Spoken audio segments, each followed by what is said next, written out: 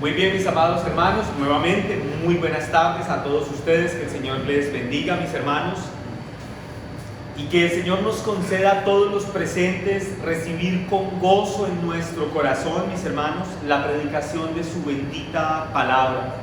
Mis hermanos, mientras preparaba este sermón, pensaba y suplicaba al Señor que a través de la exposición de la predicación de su palabra, el Señor tenga bien en concedernos amar más a Cristo, amarlo más a Él, que nuestra relación con el Señor sea más viva, sea más real, sea más profunda a través de la predicación de su bendita palabra. Romanos capítulo 8, que es el texto que vamos a estar analizando hoy, es un texto, mis hermanos, que ha sido, todo el capítulo en general me refiero, es un texto que a lo largo de la historia ha sido ampliamente usado. Y creo que no ha de ser sin justa causa. El contenido de Romanos capítulo 8, mis hermanos, podríamos decir que es un contenido sublime, que es un contenido glorioso y que presenta y que representa una gran edificación para la iglesia. No obstante, en las manos equivocadas, este capítulo en particular ha sido utilizado por muchos para extraviar a los débiles, a los incautos o a los ignorantes, y podría uno preguntarse, ¿y por qué han utilizado tan mal el texto?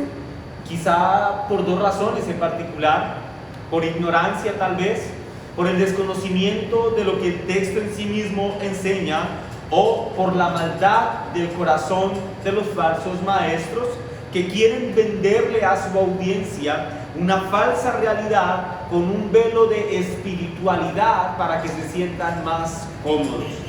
Este texto de Romanos capítulo 8, en torno a su espiritualidad, no habla de imponer manos, de declaraciones positivas, o de convulsionar, o de hablar en otras lenguas.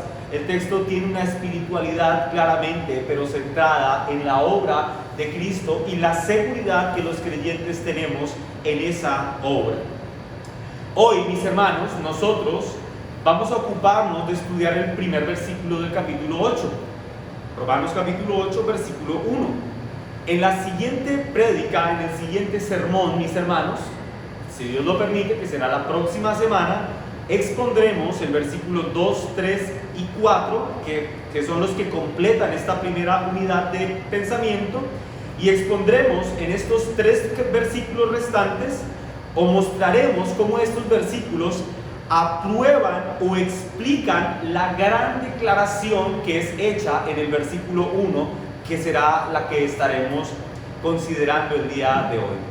Les ruego, mis hermanos, que vayamos a nuestras Biblias y leamos Romanos capítulo 8, versículo 1. Voy a hacer varias citas a lo largo de la prédica con el objetivo de demostrar una situación en particular. Voy a hacer varias citas. Los de Biblia rápida pueden ir conmigo a esas muchas citas que voy a hacer, y los que no pueden tomar nota o escuchar cuando yo la esté diciendo. Lo digo porque de verdad son varias de ellas, y el tiempo no nos daría para que todos llegáramos allí. Ok, pero leamos lo que dice Romanos 8:1. Dice así la bendita palabra del Señor. Escuchen esta declaración tan maravillosa. Ahora pues, ninguna condenación hay para los que están en Cristo Jesús, los que no andan conforme a la carne, sino conforme al Espíritu. Recientemente estaba leyendo un comentario sobre Romanos y sobre el capítulo 8 en particular, y creo que con mucha astucia quien citaba o quien comentaba este texto decía que Romanos capítulo 8 versículo 1 es quizá el versículo más esperanzador que tienen todas las escrituras.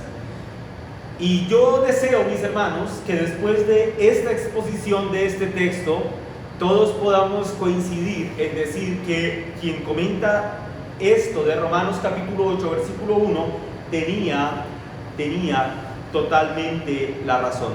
Algunos incluso dicen que si se tuviera que construir un gran libro de los capítulos más relevantes de la Biblia, sin dudas, Romanos capítulo 8 debería ocupar un lugar importante en este libro.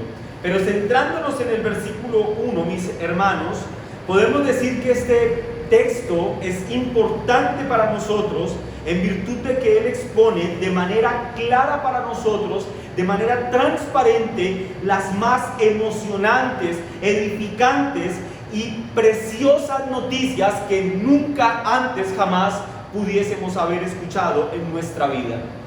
Mi hermano, no importa cuántas buenas noticias tú hayas escuchado, ninguna de esas se compara siquiera con la buena noticia que se anuncia aquí en Romanos capítulo 8, versículo 1. Es más, si tú estás esperando una gran noticia, la mejor de todas las noticias, esa noticia no se compara en lo absoluto con la gran noticia que se anuncia en Romanos capítulo 8, versículo 1. ¿Cuál es esa grandiosa noticia que anuncia aquí el apóstol Pablo, inspirado por el Espíritu Santo? Que no hay ninguna condenación para los que están en Cristo Jesús. ¡Wow! Esa es una muy buena noticia, mis hermanos. Esto es maravilloso. Y pregunto, ¿hay algo más liberador, más gratificante y más tranquilizador para nuestras almas que la expresión que el apóstol Pablo utiliza en este texto? Que no hay ninguna condenación para los que están en Cristo Jesús. ¿Puede haber algo más gratificante para los oídos de un cristiano? Ciertamente creo que no, mis hermanos. No hay condenación. No hay ninguna, es la expresión que utiliza el apóstol Pablo, no hay ninguna condenación. Es como si este versículo 1, mis hermanos, noten que en el capítulo 6 y el capítulo 7, el apóstol Pablo, 6 y 7, viene hablando sobre la ley del pecado, sobre ese conflicto que el cristiano tiene con respecto al pecado. Y aquí, en el versículo 1 del capítulo 8, es como si irrumpiera el silencio de nuestras almas con el sonido de una trompeta celestial al decir: no hay condenación, ninguna condenación para los que están en Cristo. La declaración que contiene este versículo, mis hermanos, es impresionante y majestuosa, como sonido de cataratas que irrumpen el silencio lúgubre del desierto a medianoche. Así de estrepitoso suena el mensaje esperanzador que contiene este texto. Y quiero intencionalmente, mis hermanos, emocionarlos al considerar lo que el texto está diciendo. Lamentablemente, mis hermanos, cuando ustedes observan el mundo cristiano de hoy en día, ustedes notarán que no son pocos los que se profesan como cristianos, pero no pueden llevar una vida de cristianismo gozosa, ni llena de tranquilidad, ni llena de seguridad. Conozco personas que llevan años congregándose en una iglesia local o en diferentes iglesias locales y no pueden sentir el gozo de ser un cristiano, no pueden sentir la paz y la tranquilidad de ser un cristiano. El gozo, mis hermanos, la seguridad de nuestra fe, de nuestra salvación, es algo que a lo largo de la historia ha caracterizado a los cristianos. En las grandes persecuciones que ha sufrido la iglesia a lo largo de los siglos, algo que asombraba a los verdugos, a los que perseguían, era ver cómo aún mientras les estaban matando, no podían borrar la sonrisa de gozo que había en el rostro de los verdaderos cristianos. ¿Por qué un cristiano no puede tener gozo? ¿Por qué un cristiano no puede alegrarse en el gozo de su salvación? ¿Por qué no puede tener paz? Bueno, porque no está seguro, o porque no está completamente seguro de la obra hecha por Cristo en favor de Él. Lo que quiero señalar, mis hermanos, y para empezar a unir la idea con el versículo, es que la falta de gozo en la vida cristiana surge de la inseguridad. Ahora, ¿inseguridad respecto a qué? Respecto a nuestra salvación. ¿Por qué una persona puede tener dudas respecto a su salvación? Creo yo que hay tres posibles respuestas para esa pregunta. Una razón por la que una persona pueda tener dudas respecto a su salvación y no pueda disfrutar de su vida cristiana puede ser por ignorancia.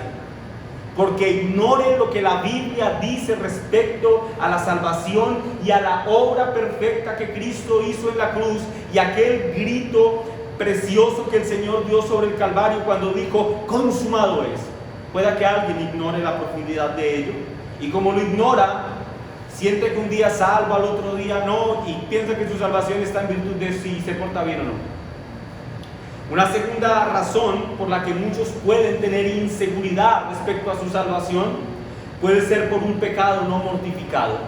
Una vida de pecado, mis hermanos, hace que la conciencia una y otra vez esté acusándonos y diciéndonos, ¿será que eres salvo? ¿Realmente tú sí has nacido de nuevo? Cuando pecamos solemos hacernos esos cuestionamientos. Solemos tener inseguridades respecto a si somos o no verdaderos creyentes. Ahora, esto le va a pasar a un creyente. Si ha nacido de nuevo, su conciencia está viva y cuando peque, que ciertamente lo hará, su conciencia lo acusará y naturalmente el creyente dice, ¿será que he nacido de nuevo? ¿Yo realmente seré un creyente? Ok.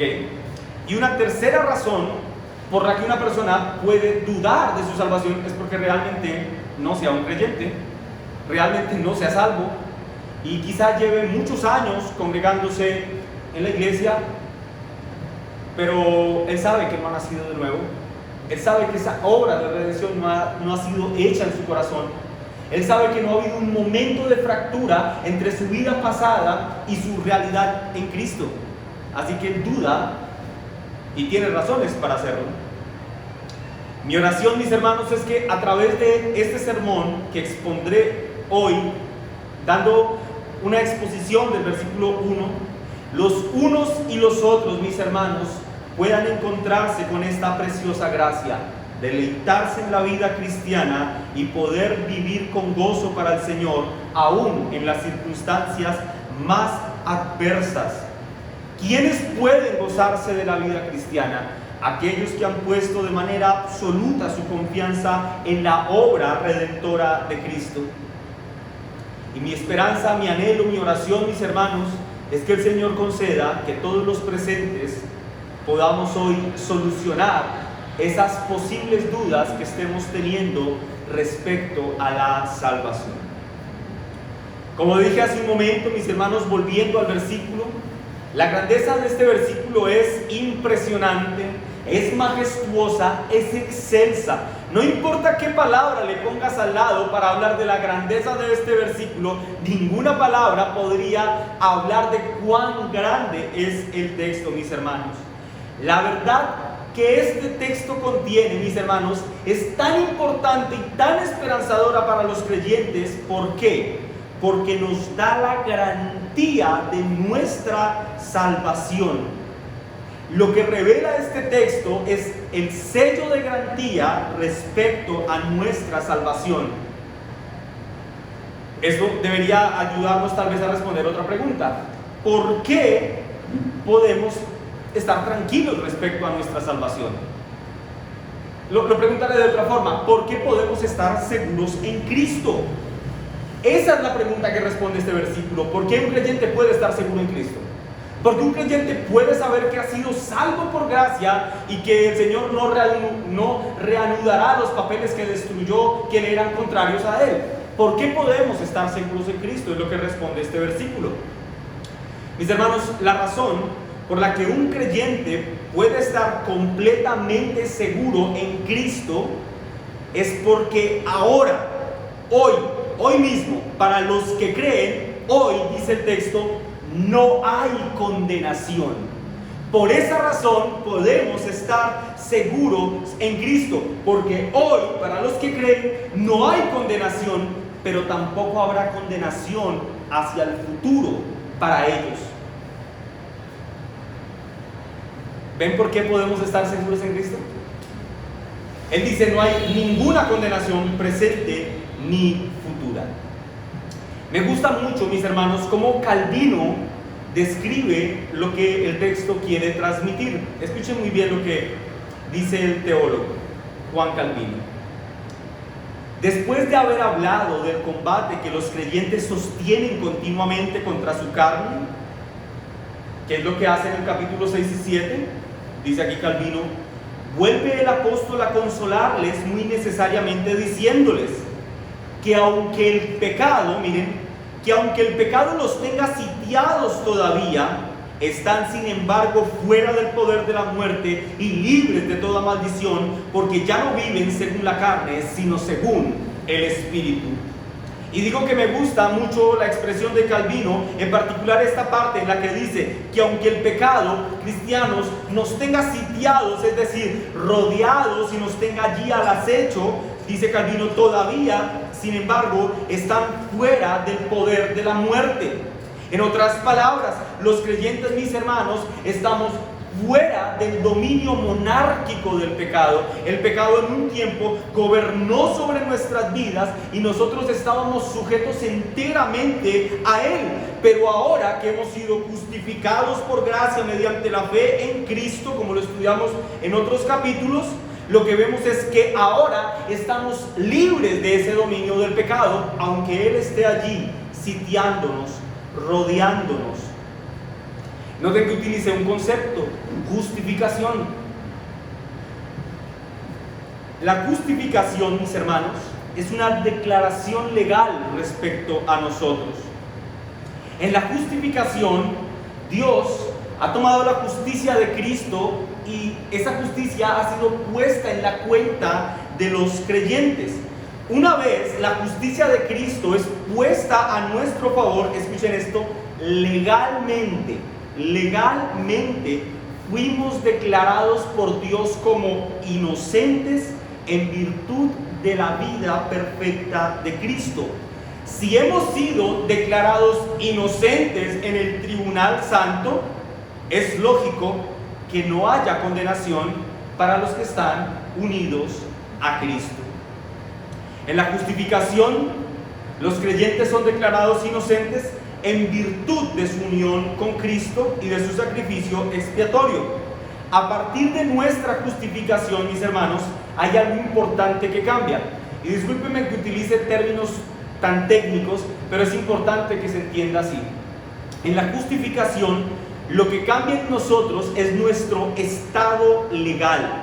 Nuestro estado legal. Antes éramos injustos. En Cristo ahora somos justos. Antes éramos pecadores. En Cristo somos santos. Antes éramos culpables y en Cristo somos inocentes. Antes estábamos manchados completamente con el pecado y en Cristo estamos sin mancha. Si eso es cierto respecto a los creyentes, y ciertamente lo es lógico concluir que no hay condenación para los creyentes ni ahora ni en el futuro. Es más, mis hermanos, no hay ninguna acusación que se pueda levantar de manera exitosa contra los creyentes. De allí que el mismo apóstol Pablo, en el versículo 33 de Romanos capítulo 8 que estamos leyendo, pregunte lo siguiente: ¿quién acusará a los escogidos de Dios? Noten la pregunta: ¿habrá acaso alguien que los acuse? Cuando ya ha dicho ninguna condenación. Y luego el apóstol Pablo responde a su pregunta retórica: Dios es el que justifica. ¿Ven? Para los justificados no hay ninguna condenación. Así que, si lo pensamos, ciertamente esta es una expresión maravillosa, gloriosa, mis hermanos. Que la Biblia diga que no hay condenación para los que creen, es una expresión sublime que debe llenar de contentamiento nuestras almas. Pero quiero que hagamos el siguiente ejercicio, mis hermanos, que veamos la grandeza de esta declaración a la luz de su contraste. Cuando nosotros vemos el contraste de la más grande y maravillosa noticia a la luz de la más terrible y desesperanzadora noticia, podremos ver con más claridad por qué es maravillosa la buena noticia. Voy a poner un ejemplo. No es lo mismo que ustedes tengan un dolor de cabeza y alguien les quiera dar una aspirina, para que usted se la tome y le pase el dolor de cabeza. Probablemente, y como es el caso de algunas personas que conozco, dicen, no me quiero tomar esa pastilla porque me va a pasar, el dolor de cabeza no es tan importante. No es tan grave, usted puede decidir tomársela o no.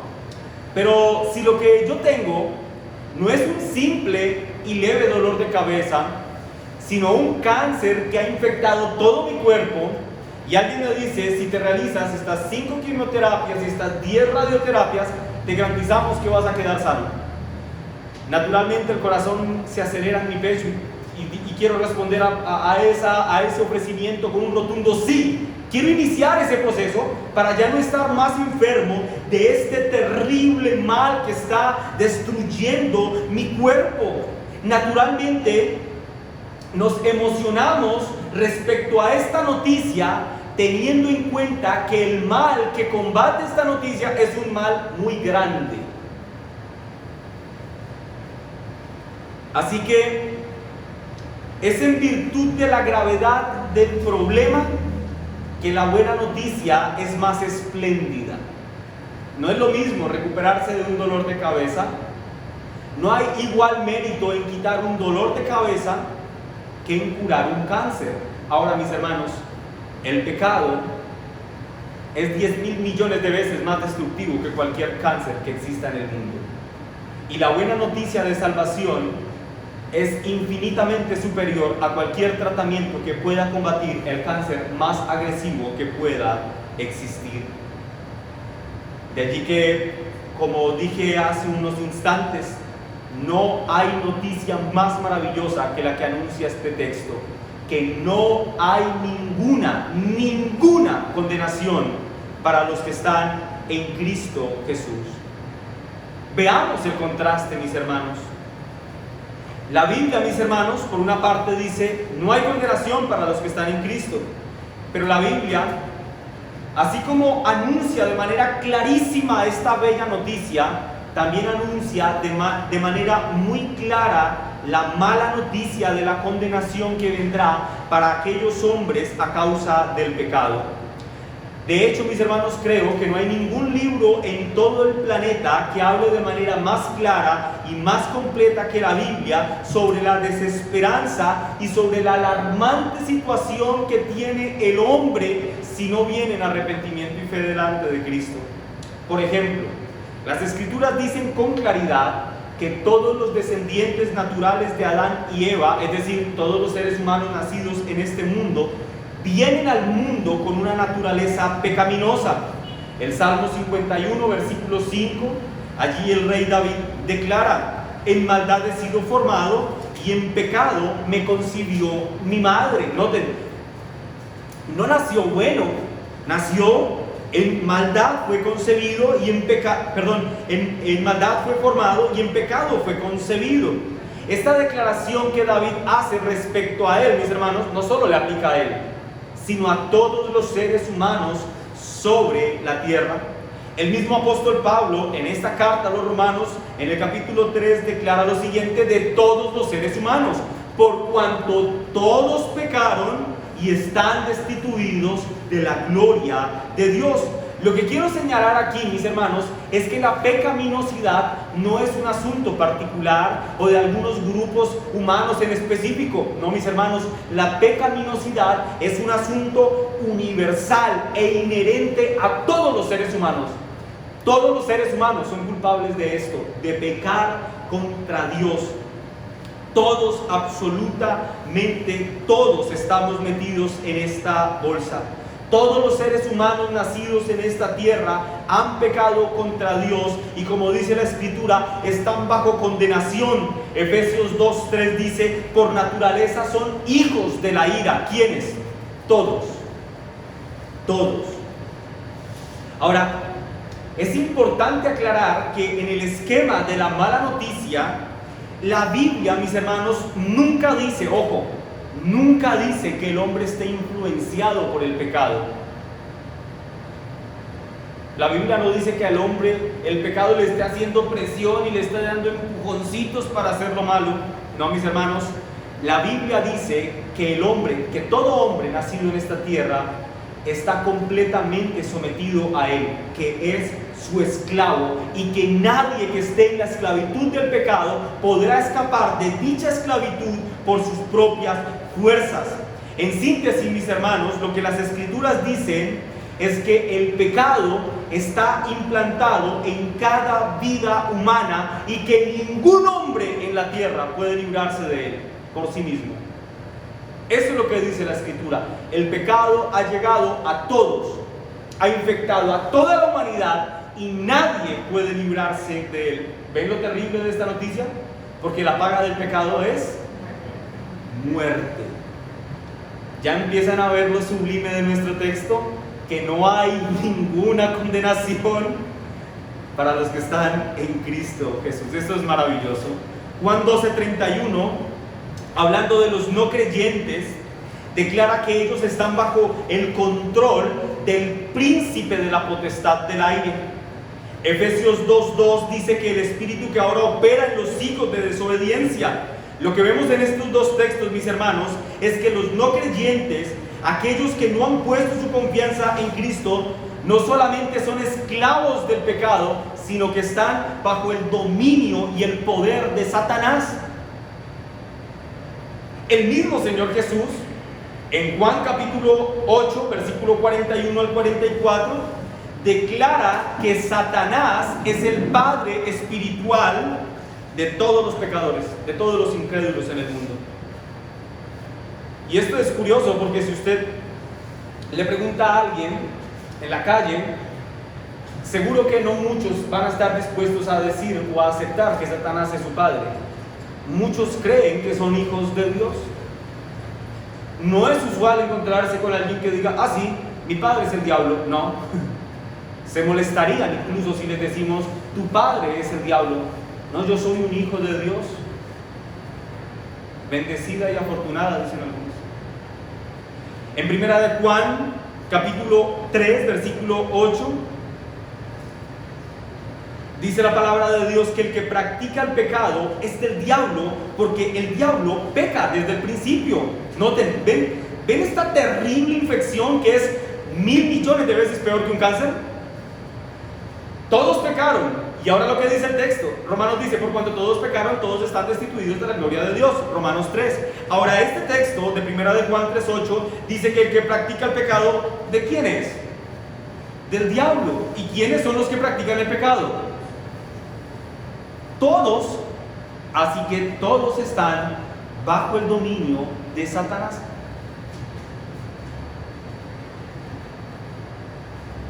Es a causa de que el pecado está diseminado en todos los seres humanos que las Escrituras dicen, mis hermanos, que los hombres son herederos del juicio de Dios. Respecto a aquellos que rechazan el Evangelio, las Escrituras dicen en Hebreos 10:27 lo siguiente: sino una horrenda, miren el fruto espiritual que van a cosechar los incrédulos, sino una horrenda expectación de juicio y de hedor de fuego que ha de devorar a los adversarios. El pecador que vive apartado de Dios y que vive sin que esto le importa, ha de saber esto, que el único fruto espiritual que comerá es una horrenda expectación de juicio.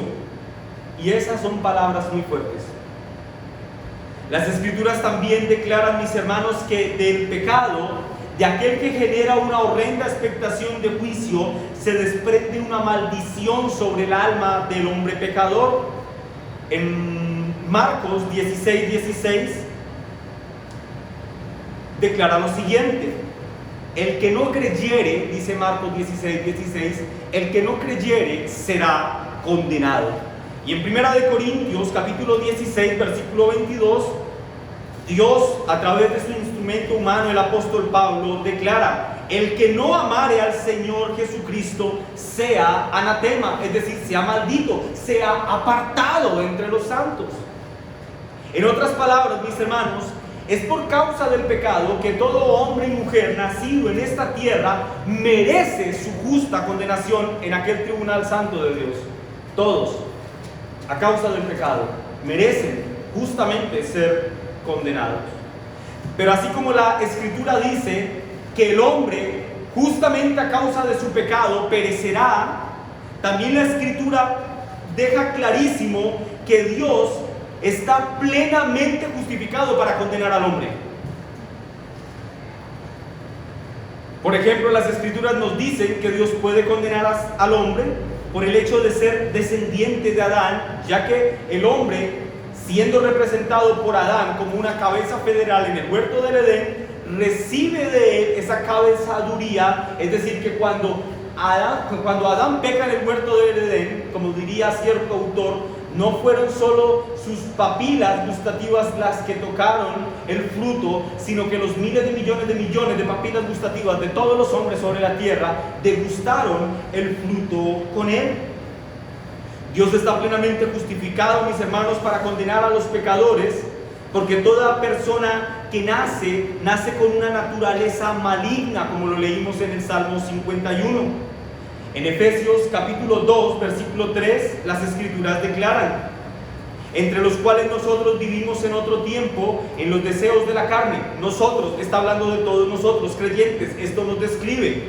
Vivimos en los deseos de la carne, haciendo la voluntad de la carne y de los pensamientos. Y escuchen lo que éramos nosotros: y éramos por naturaleza hijos de la ira, lo mismo que los demás, es decir, que aquellos que no han creído. Además, las Escrituras nos enseñan, como si esto fuera poca evidencia ya, pero además las Escrituras enseñan que Dios puede justamente condenar a los pecadores por sus malas obras, aquellas que se desprenden de su naturaleza depravada. Por ejemplo, en Romanos 2, el apóstol Pablo dice que Dios pagará a cada hombre conforme a sus obras. Y respecto a estas obras dice: ira y enojo a los que son contenciosos y no obedecen a la verdad, sino que obedecen a la injusticia. ¿Cuál es el fruto que comerán los pecadores no arrepentidos después de escuchar estas descripciones? Su justa condenación en el infierno. A causa del pecado, mis hermanos, lo que le espera al no creyente es un dolor sin mitigación. Lo que le espera al no creyente, mis hermanos, es un dolor incesante y es una angustia perpetua que no menguará ni un solo instante. El mismo Señor Jesús, hablando del infierno, o como se dice en griego, del Yeyena o Jejena, dice respecto a este lugar que en él será el lloro y el crujir de los dientes, como dice Mateo 8:12. Esta realidad, mis hermanos, de lloro y crujir de dientes, de una ansiedad incesable, de un dolor que nunca acaba, de una ansiedad perpetua, esta es la terrible realidad de todos aquellos que viven y mueren sin Cristo. Y escúchenme muy bien esto, mis hermanos: no hay un solo hombre sobre la tierra que pueda excluirse por su propia fuerza de esta realidad. No existe alguien que pueda excluirse de esta realidad. El mismo apóstol Pablo en Romanos, en el capítulo 3, declara que no hay justo, que no hay ni siquiera uno. Además afirma que no hay quien busque a Dios, que no hay quien haga lo bueno, que no hay ni siquiera uno. Dice de los hombres que todos con su lengua engañan y que quebranto y desventura hay en sus caminos y que no hay temor de Dios en sus ojos. Ningún hombre, mis hermanos, que viva en pecado puede pretender escapar de la realidad terrible que supone el infierno. Mientras estudiaba la mala noticia, era inevitable, mis hermanos, que yo mismo pensara en mis familiares, en las personas a las que humanamente amo. Porque por más que yo quiera, este es el fruto espiritual del que ellos comerán. Quiero, mis hermanos, hacer un pequeño paréntesis en el sermón, en esta parte de la mala noticia, y animarlos a derramar su corazón en súplicas delante del Señor por aquellos que no les conocen. Pero también quiero animarlos a ir a la acción y predicar con firmeza el Evangelio. La Biblia misma nos deja saber que muchos no creerán, que otros durante algún tiempo y que otros definitivamente creerán en la parábola del sembrador. Ustedes prediquen que el Señor determinará en qué tierra ha de dar fruto su palabra. Acompáñenme por favor a segunda, cerrando el paréntesis, acompáñenme a segunda de Tesalonicenses, capítulo 1.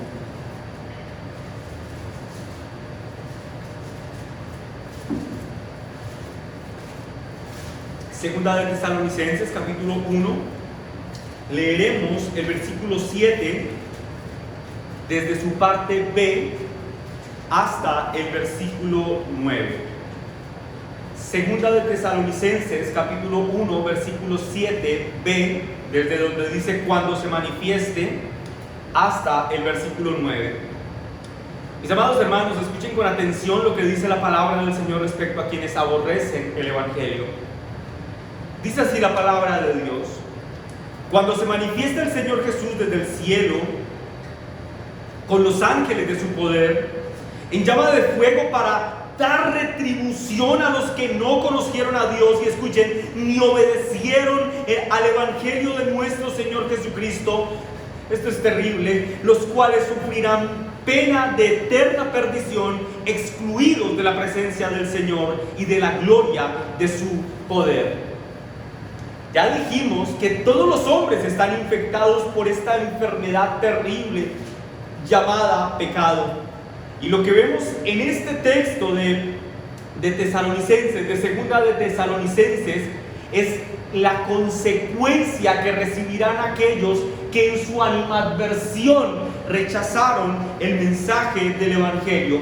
Y la consecuencia es que sufrirán pena de eterna perdición, excluidos de la presencia del Señor y de la gloria de su poder. ¿Puede haber una noticia más terrible que esta para un hombre? Creo que no. Respecto a los que rechazan el Evangelio, mis hermanos, noten que estoy tratando de dar mucha evidencia bíblica de la mala noticia, porque quiero que sus corazones se emocionen con la buena noticia. Respecto a aquellos que rechazan el Evangelio, en Juan capítulo 3, versículo 19 y 20, leemos lo siguiente.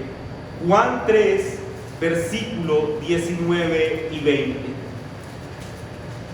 Que vino la luz al mundo, y los hombres amaron más las tinieblas que la luz, porque sus obras eran malas.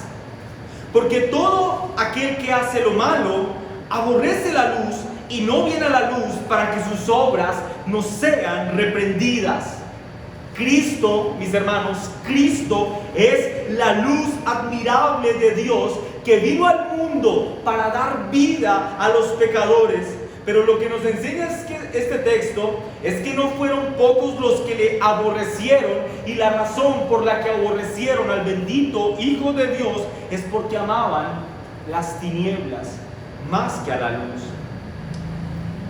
Esta condición de odiar, de rechazar la única esperanza que se tiene para redimirnos de esa situación terrible que nos espera, que es el infierno, esa condición de desesperanza y de miseria es la que se desprende del pecado.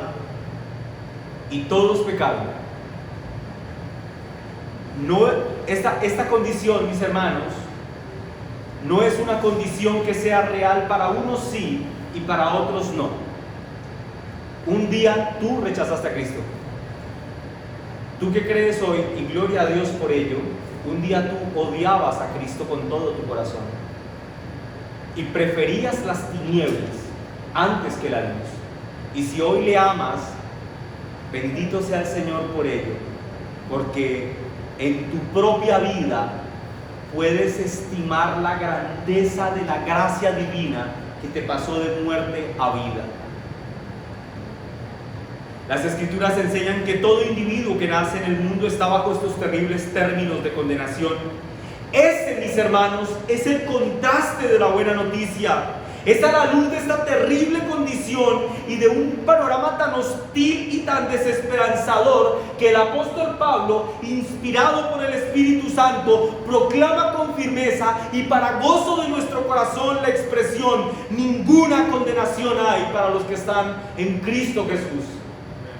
Ninguna condenación hay. Creo que nosotros, mis hermanos, si bien quizás no al 100%, pero en un muy buen porcentaje, podemos coincidir con aquel comentarista que dijo que este quizá es uno de los versículos más esperanzadores de la Biblia. Porque es a la luz de ese panorama de condenación que nos esperaba, que como que nos debemos asombrar al escuchar que no hay ninguna condenación para nosotros. ¿Lo ven, mis hermanos? ¿Lo pueden ver? El panorama era completamente hostil y desesperanzador, pero ahora el Señor ha dicho respecto a quienes creen que para ellos no hay ninguna condenación. ¿Ven lo maravilloso del texto?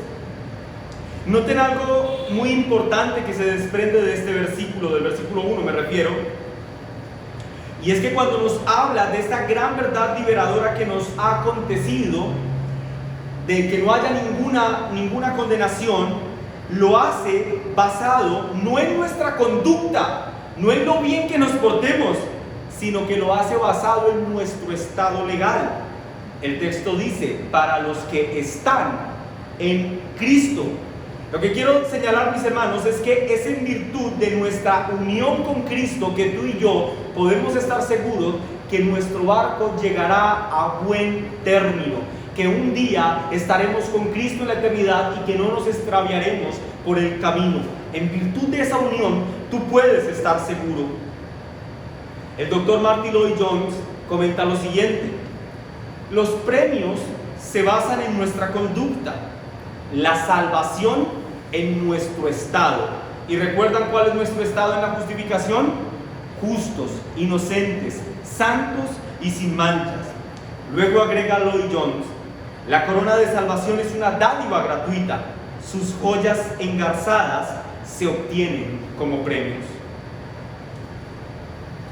Mis hermanos, para empezar a concluir esta exposición, quiero que empecemos a tomar todos los elementos que he dado en este sermón, que ciertamente sé que son varios, pero quiero que los empecemos a tomar todos y los condensemos en ideas puntuales para llegar a conclusiones bíblicas.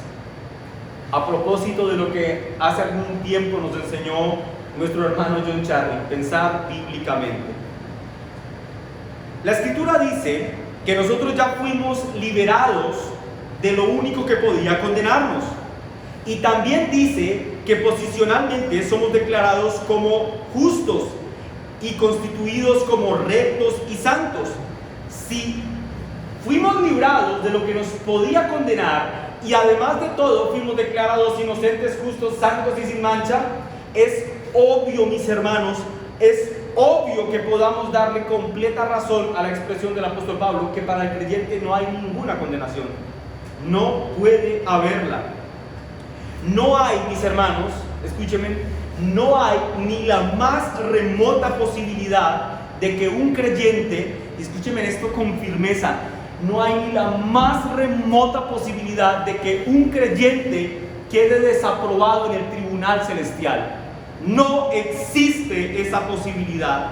No hay ni la más remota posibilidad de que un creyente, luego de haber sido aprobado en Cristo, posteriormente sea desaprobado por Dios y enviado al infierno para que sea el juguete de los demonios por la eternidad. No hay ni la más remota posibilidad de que eso pase.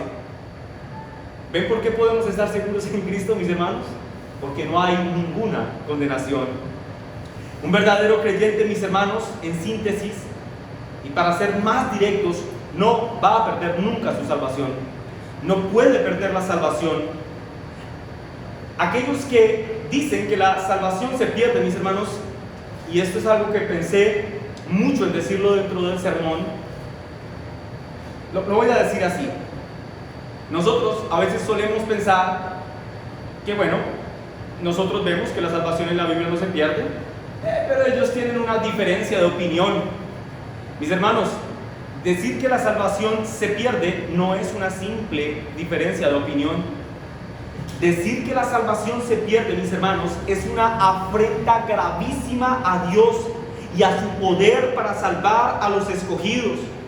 No es una simple diferencia de opinión con los arminianos, carismáticos, pentecostales. No, mis hermanos, no es una diferencia de opinión. Afirmar que la salvación se pierde es considerar que Dios se ha imposibilitado y que está restringido a nuestras determinaciones humanas. Y si eso fuera así, ningún hombre sería salvo en la tierra. Así que no es una pequeña diferencia de opinión, es una afrenta al poder de Dios y al sacrificio perfecto de Cristo en la cruz. Que no haya ninguna condenación para los creyentes, entonces se desprende de nuestra posición legal, que estamos en Cristo. Es decir, mis hermanos, es porque creemos en Cristo que nosotros podemos estar seguros de nuestra salvación. Cuando estábamos bajo Adán, quien fue nuestra primera cabezaduría federal, estar bajo esa cabezaduría trajo consecuencias terribles para nosotros. La condenación. Acompáñenme por favor a Romanos 5:18.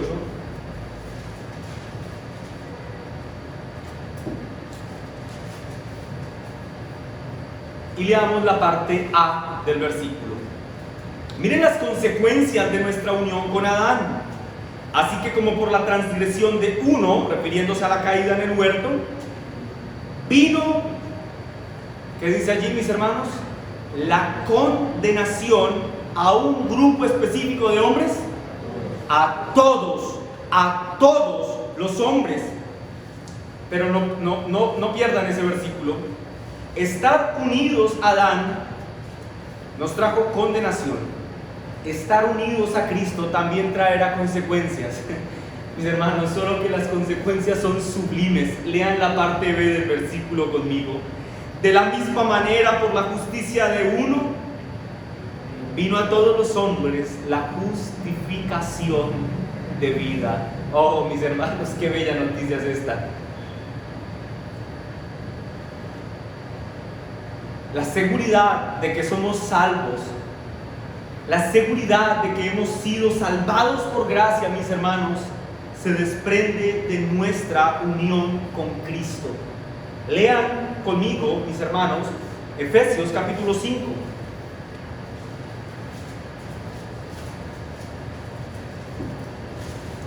Y vamos a leer el versículo 31 y 32. Efesios 5, 31 y 32, en el que el apóstol Pablo está comparando al matrimonio con la unión que tiene Cristo con su iglesia. Miren lo que dice la palabra del Señor. Por esto dejará el hombre a su padre y a su madre y se unirá a su mujer, y los dos serán una sola carne. Grande es este misterio, mas yo digo, miren, mas yo digo esto respecto de ¿quién? De Cristo y la iglesia. Habla de la unidad que tendrá el esposo con la esposa para hablar de la unidad que existe entre Cristo y la iglesia. Lo que el texto nos dice, mis hermanos, es que la iglesia es a Cristo lo que el esposo es a la esposa, una sola carne. Lo que quiero señalar, mis hermanos, es que tu salvación, mi salvación, se desprende de una relación personal con el Salvador, de una relación de amor con Él, y que por medio de dicha relación, tú creyente, viniste a ser parte del cuerpo de Cristo, donde Él es la cabeza y tú eres un miembro de su cuerpo. Esto es maravilloso. Para ser salvo tienes que estar unido íntimamente con Cristo. Una sola carne. Él es la cabeza y tú eres una parte de su cuerpo. Cristo, mis hermanos, es perfecto. A lo que quiero llegar es a esto. Que no habrá, escúchenme, mis hermanos, no habrá partes ni miembros que le falten a Cristo en el día final. Cristo, mis hermanos, no llegará mutilado al final. A los que Él adhirió a su cuerpo, ellos estarán con Él en la eternidad. El cuerpo de Cristo en aquel día glorioso será un cuerpo perfecto. Y todos los que vinimos a ser parte un día de ese cuerpo, estaremos allá en la eternidad. Todos aquellos por los que Él murió, entrarán con Él en aquella gloria celestial. La Escritura dice: una gran multitud que nadie puede contar de todas las naciones del mundo estarán delante del trono celestial diciendo: Santo es el Cordero de Dios.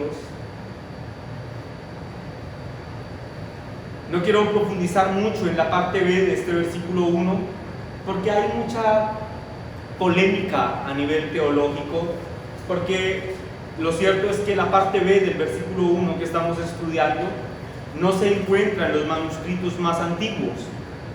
Sin embargo, si ustedes leen la parte B del versículo 1, es básicamente una copia idéntica de lo que dice el versículo 4, que sí está en los manuscritos más antiguos. Lean conmigo, versículo 4, Romanos 1:4. Para que la justicia de la ley se cumpliese en nosotros, que no andamos, ¿cómo? Conforme a la carne, sino conforme al Espíritu. ¿Ven que es lo mismo?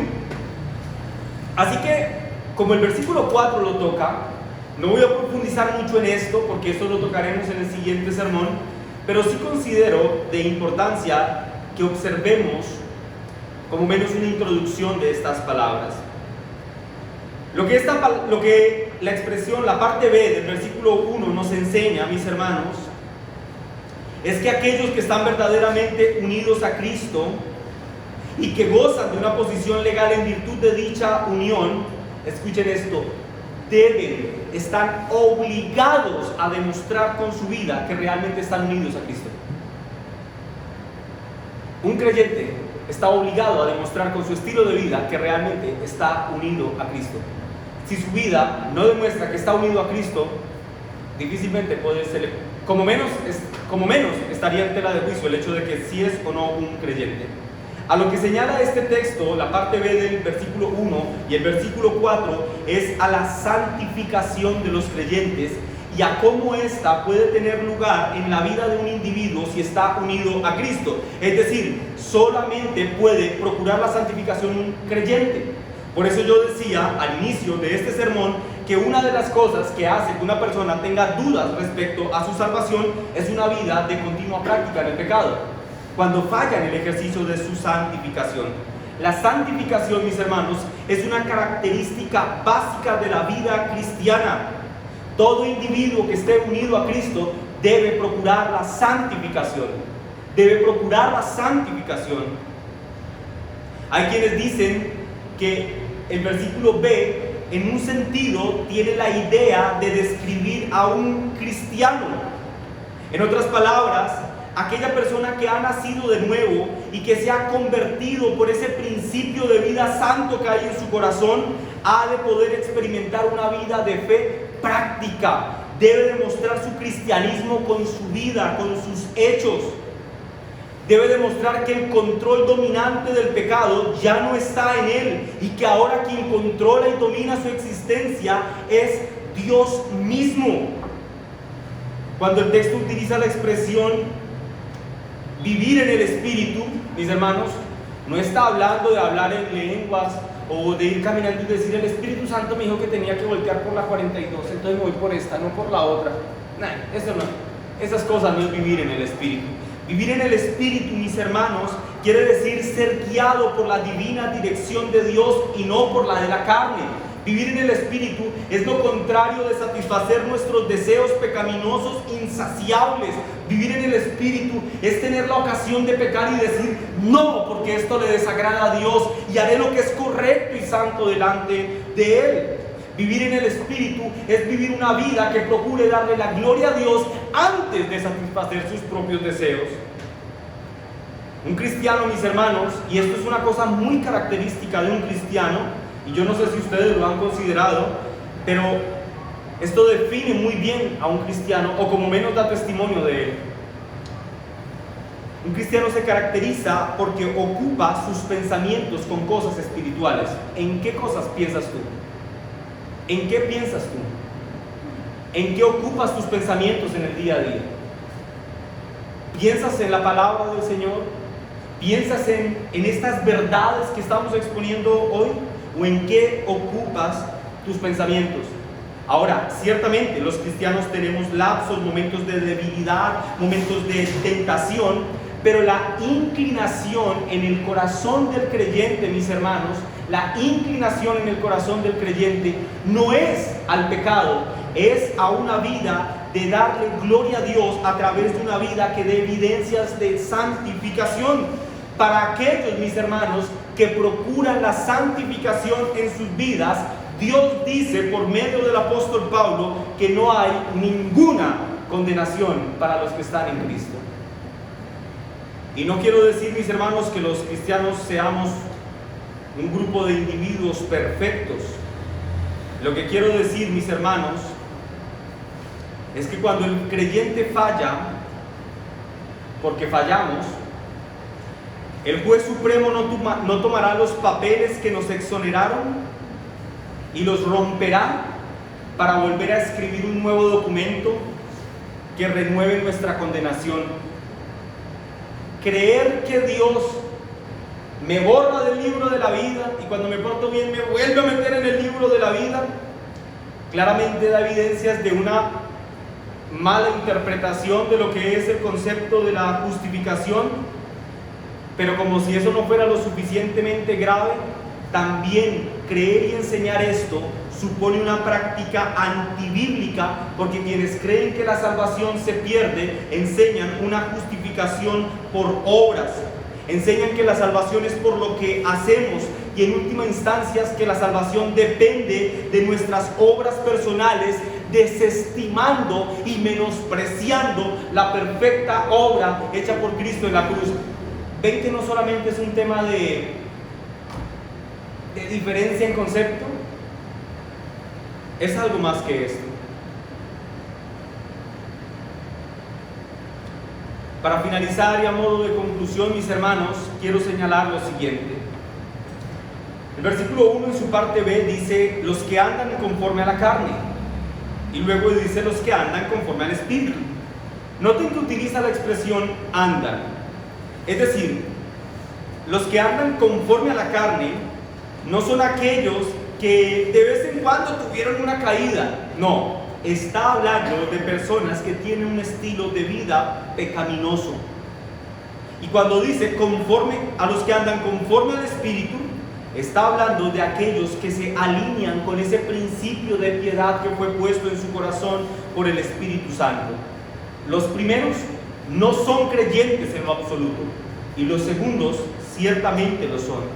Para aquellos que andan conforme el Espíritu, nuestro texto dice que para aquellos que andan conforme al Espíritu en virtud de su unión con Cristo, no hay condenación. Creyente, el acta de decreto que te era contraria ha sido anulada por Cristo en la cruz. Para el creyente la condenación es una cosa pasada. El creyente vive el Espíritu porque está unido a Cristo. Y escuchen esto, el creyente sabe esto, que no irá al infierno. ¿Hay alguna mejor noticia que esta? Tú puedes estar seguro de esto, creyente. No irás al infierno. Saber que no iremos al infierno, mis hermanos, conociendo que un día estábamos condenados a Él por nuestra pecaminosidad, saber que no iremos a este lugar de tormento eterno del que no se puede salir, es la liberación más grande que podamos experimentar en nuestras vidas. Así de seguros estamos en Cristo, que no iremos al infierno y que nos gozaremos con Cristo por siempre en la eternidad. Y no lo digo con soberbia y como nosotros sí y ellos no. Mis hermanos, lo digo preguntándome aún a mí mismo, ¿por qué no? ¿Por qué no voy a ir al infierno? Es inconcebible, es inentendible, mis hermanos, la gracia de Dios. Mira tu propia vida, mira tus pensamientos, tus acciones, si es que no merecías el infierno. Y al Señor le plació pasarte de muerte a vida. Cristiano, puedes estar tranquilo. No importa qué tan terrible y desesperanzador sea el diagnóstico médico, no importa qué tan difícil te esté resultando conseguir empleo, no importa qué tan tormentoso se haya tornado tu ambiente laboral o familiar, recuerda que esta no es tu estación final. Recuerda que hay una patria celestial esperando por ti. Y si tú has creído, el Señor dice que no hay ninguna condenación para ti. Todas las dificultades de esta vida creyente son pasajeras. Y cuando estés allí en la patria celestial, mirarás atrás y recordarás todos los padecimientos y todos los dolores que viviste en esta vida. Y tu corazón dará gloria a Dios, porque a pesar de todas estas dificultades, tú perseveraste y llegaste al cielo, porque Él perseveró en ti. Así que tú estarás gozoso y darás gloria a aquel que perseveró en ti. Pero noten que no es así. Esta realidad no es así para todos. Porque hay otros que andan conforme a la carne. Lo que el creyente gana, el inconverso lo pierde. Y lo que el creyente pierde en la justificación, el inconverso se lo asegura. El creyente, cuando es justificado, pierde su entrada al infierno. Y el creyente, en su animadversión al Evangelio, garantiza que estará allí. ¿En qué grupo estás tú? ¿En qué grupo estás tú? ¿Los que andan en la carne o los que andan en el Espíritu? Me gusta mucho, y cierro el sermón con esto, con una preciosa expresión dada por uno de nuestros hermanos puritanos. Dice este hermano que ya está en la eternidad con el Señor. Miren esta expresión: los creyentes pueden ser castigados por el Señor, pero no serán condenados con el mundo. Por su unión con Cristo por medio de la fe, los creyentes están seguros. Y preguntan: ¿cuál es tu principio de vivir o de andar? ¿La carne o el espíritu? ¿La naturaleza vieja o la naturaleza nueva? ¿La corrupción o la gracia? ¿Para cuál de estos, dice este puritano, para cuál de estos hacemos provisión? ¿Por cuál somos gobernados? Mi querido hermano y mi amigo, ¿qué es lo que gobierna o quién gobierna tu vida? ¿El Espíritu Santo o la carne? Si responder a esta pregunta o a estas preguntas que he hecho te lleva a concluir que tú vives para la carne, recuerda esto: estás en serios problemas. Tú estás en serios problemas. Y el único fruto que vas a cosechar será en el infierno. El pecado en el que te deleitas hoy, mañana lo digerirás en el infierno. Pero también recuerda esta otra noticia. Esta es la mala noticia para ti. Ahora recuerda la buena. Esta situación hoy mi amigo, hoy es reversible. Esta situación aún tiene remedio. El pecado ha entrado y ha hecho metástasis en todo tu cuerpo. Pero hoy puedes venir y tomar el remedio de gracia. Ven y tómalo. Ven y sana tu alma. Ven y libra tu alma del infierno en Cristo. Ven a Él en arrepentimiento. Ven a Él en fe. Y pon toda tu confianza en este bendito Salvador, para que tú también puedas hacer esto tuyo. Que no hay condenación, ninguna condenación para los que están en Cristo. Hermanos, no son pocos los que conocemos que cosecharán el tormentoso fruto espiritual de la condenación. Mis hermanos,